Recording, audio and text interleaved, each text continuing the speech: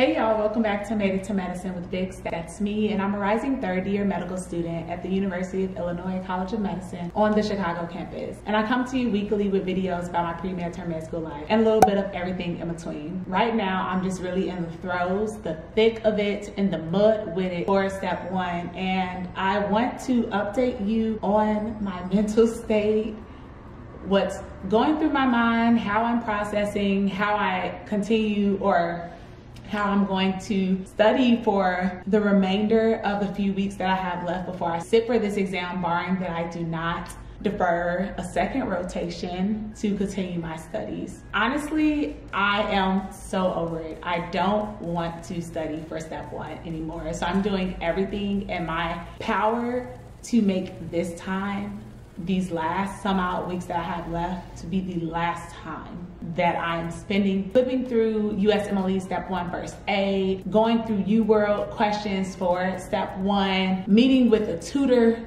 twice weekly for step one, talking about step one, distancing myself for not being able to be as engaged with social events now as I'm getting closer to my exam because of step one. Like, I'm tired of this being an excuse. I'm tired of this being a reason why I can't fully be me.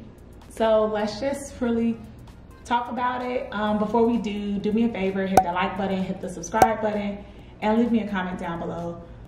But yeah, here are my thoughts on this exam. So today I was talking to one of my friends on the phone and got something that I didn't know that I needed. She was telling me how she's been using this other first aid book, and it has case scenarios and it lists all the different conditions together so that you can see what's what and what are the similarities, what are the differences, instead of trying to figure it out by yourself. Let me show you the book. So it's the first aid clinical pattern recognition for USMLE step one. I won this book months ago. Like, it had to have been block 7, so maybe sometime in November or December. I won the book. I used it once during dedicated, and I was just like, this is very interesting, right? Because they have cases and they tell you about the evaluation, the test, the treatment, and then discussions.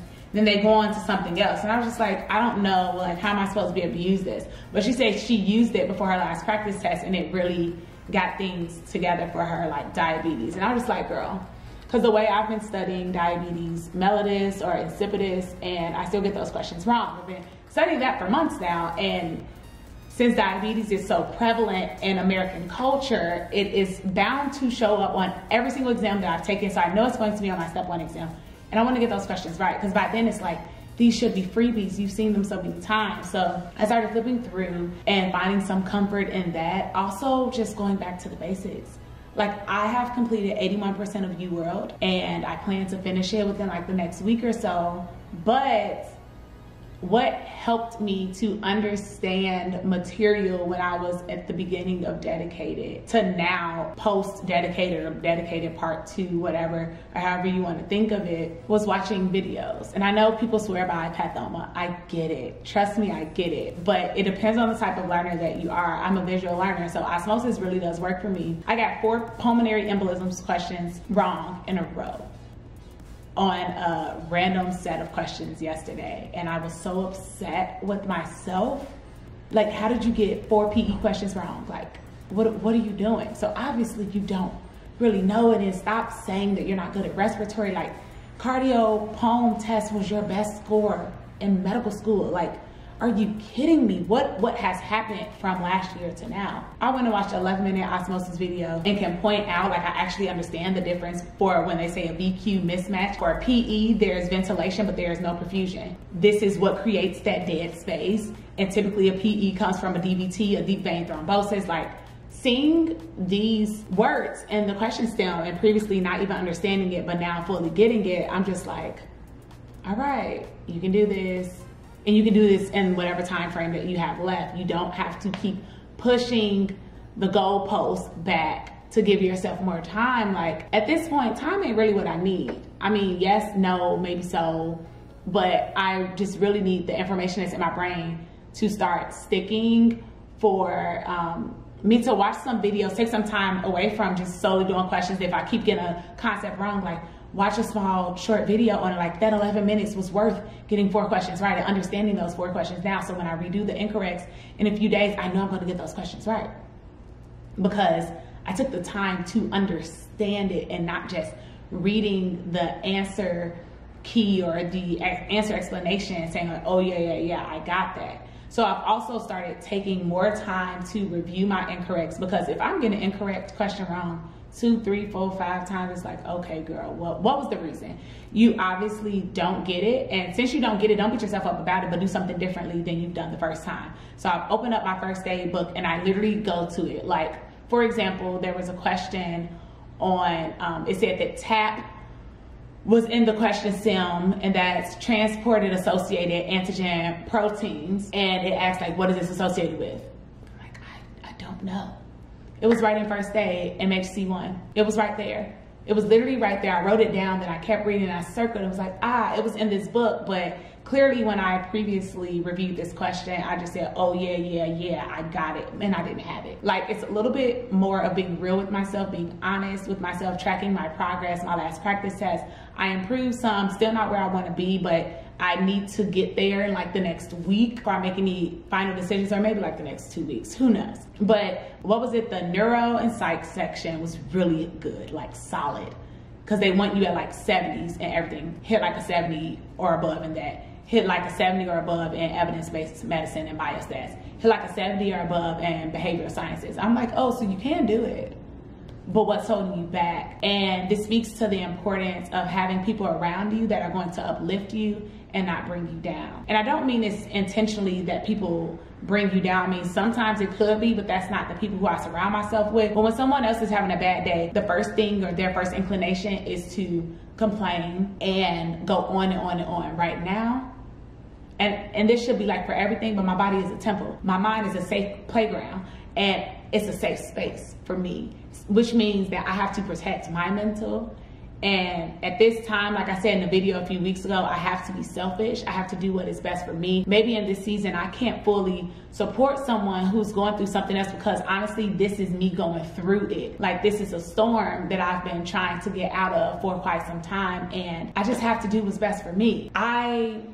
I'm a pretty caring person. I'm very supportive. I always want to be there for my friends, but sometimes I put my needs on the back burner, trying to be there for someone else, that I ignore my own needs, and I'm not there for me. But how can I pour from a cup that is empty into other people's lives? So I am using this time to fill my cup, to continue to do things that are best for me. I don't typically study on Sundays, but I've been watching NBA playoffs that you can see in the background over there, and going through this book a little bit, reviewing some practice questions, because I'm doing what's best for me. It's leisurely, it's casual, because I'm on the couch. It's still my rest day, but I'm choosing me. I'm doing what is best for me. So we'll see how that continues to shape out, how it continues to look for the remainder of my time studying for step 1. But right now, talking to that friend and her telling me that at the end of the day, even if I just do 10 questions with someone else to hear how they're thinking and processing a question, that's more likely going to stick with me than me continuing to do things by myself. So y'all know I love to study alone. I love not leaving my crib. I mean, I can do this on Zoom. I also love making excuses. And excuses are tools of being competent. And I'm just not incompetent. So I'm just going to stop making those excuses and do what is best for me, so I can reach my goals, so I can close this chapter of my life, so I can start clinical clerkship, so I can be in the hospital, so I can be in the clinic, caring for somebody's family members. Like, I'm ready for the next stage of medical school. I'm ready to go higher. I'm ready for elevation. I'm ready for my true promotion. So I'm saying all this to you so I can keep myself accountable, hold myself accountable to the words that I'm saying, and let my actions match my words, because baby, I'm ready for step 1 to be a thing in what? The past. But now come see me and what I'm up to for the rest of the day.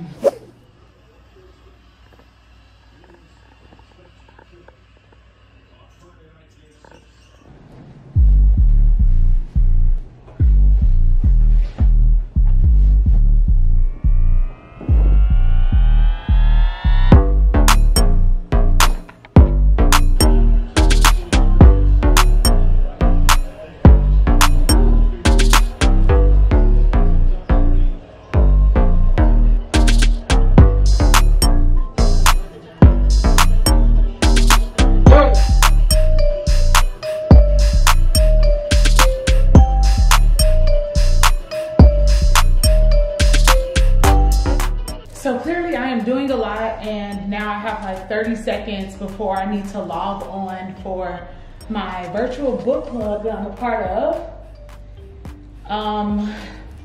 Yeah, but I didn't get that. Could you try again? Because I wasn't talking to you, girl. But yeah, Sundays are my rest day, so which basically means my clean up around the house day and chill, watch basketball. The basketball game is a blowout. So trying to do laundry, clean up, study a little bit.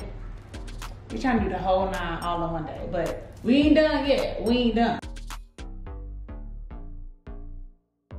Okay, changed up the location real fast because I have tutoring for an hour before I log on to my YouTube Study With Me Live. I don't even know what I'm about to go over with my tutor because we just met on Friday and I ain't really like study today. I was just like reviewing missed questions from yesterday that I was too annoyed to do. Low-key wanted to cancel this session, but I feel like I should stay committed. But we'll see, maybe we won't meet the whole hour, but I'll cut you on a little bit to hear how we go through some of our practice questions.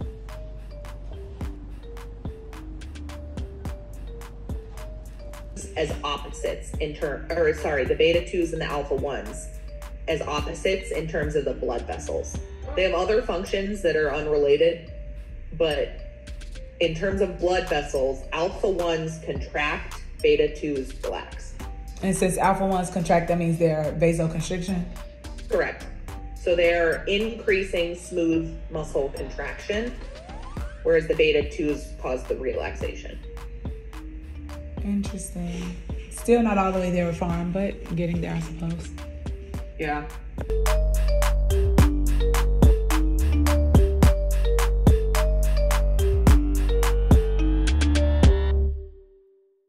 Y'all, I literally just finished my Study With Me hours on YouTube. I'm so tired. Loaded the dishwasher, gonna run that while I'm sleeping. Oh, I left some dishes on my sink, on my table, so I'm happy I didn't run it yet. I got through majority of my anatomy Anki deck, finished my farm deck, talked to one of my friends who just took step 1, and she was basically saying like, know your micro, know your farm. And everyone's saying a different system has popped up on their exam, but she also sent me the receptors. What hormone goes with what receptor? When I tell you, I've been looking for that for so long in my first aid book, and for her to just say it today, like full circle moment. And she was just like, oh, with the amount of time that you got left, you definitely can hit passing, like, and was just telling me what worked for her. She did not insist and say like, you need to change everything and do what I did, because she ended the whole conversation by saying, I wasted so much and dedicated trying to do what everybody else said would work for them. Like, do what works for you, and you know, like, here's some things that I know you need to know. And I love that for me. I also love this. It's Sunday night and it is 9 o'clock and I am about to brush my teeth, wash my face, change my clothes, and get into bed. So all in all, studying for step 1 is really mentally taxing. It's very exhausting. I'm extremely tired and pretty much like tired all the time. But when I can't get my 8 hours of sleep, I get it. I try not to get less than 7 hours of sleep. I'm being protective over my space, protective over my mental health, my mind, the people I allow around me at this time, because like I'm just really, really close to the finish line. And if I got to, I would drag myself across it. But all in all, I'd like to say that I'm doing pretty well, because there was a preacher who said there is good news even on your bad days. And I'd like to say that this has been a struggle season, but the good news is that the season is coming to an end. Just as in Chicago, at some point these trees gotta start getting leaves on it, the flowers gotta start budding. So I'm gonna use that as the metaphor in my life that at some point that's gonna happen for me as well. And I'm assuming like that's gonna be sometime real soon, because these scores are about to improve. I'm about to do better. And I'm just gonna keep bringing y'all along with me on this journey. Y'all know I'm gonna always be authentic, relatable, and transparent with you. It ain't easy. I'm studying 10-hour days. I'm still trying to do research because I still want to do a competitive specialty. I still want to pour into me, and I still just want to be Like, I just want to be not tired at some point. But I'm taking care of that part tonight and go to bed super early. So thanks for coming to like a lifestyle vlog. Like literally me just chit-chatting it up with y'all so you could see where I'm at mentally. All in all, I give my mental space probably an 8 out of 10 right now because I'm doing pretty well. I'm managing that anxiety. But yes, good night, and I will catch y'all next time. Bye.